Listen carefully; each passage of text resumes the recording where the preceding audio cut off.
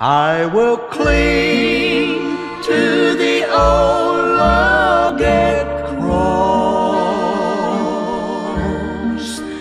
and exchange it someday for a crown.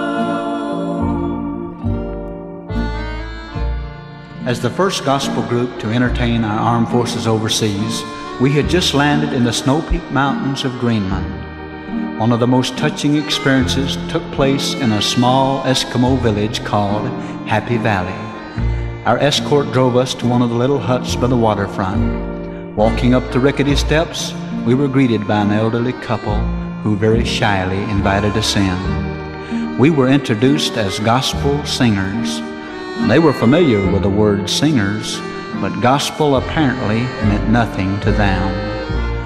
I couldn't help but notice the blank expressions upon their wind-burned faces as we searched for words to better explain the meaning of gospel.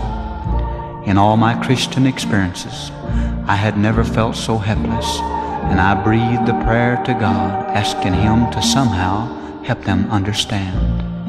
I began by saying God, church, religion. Suddenly I saw a gleam in the old man's eye as he rubbed his wrinkled brow. "You know," he said, "a long time ago I heard a song. It was something about an old rugged cross. Could that be a gospel song?" Tears filled my eyes as I thought of the many thousands back home in America who probably knew this familiar song by heart. I'm sure that saint or sinner could recite the lyrics, and even a child could tell you the old familiar story of the death of our Savior. The words again became a living reality as we softly sang. Although they didn't fully understand the message of Calvary, their eyes filled with tears as the room seemed to glow with the Spirit of the Lord.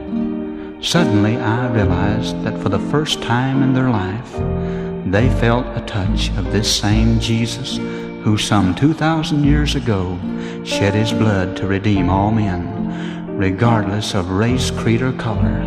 Now every time I hear that beautiful old hymn, the question echoes over and over again, could that be a gospel song?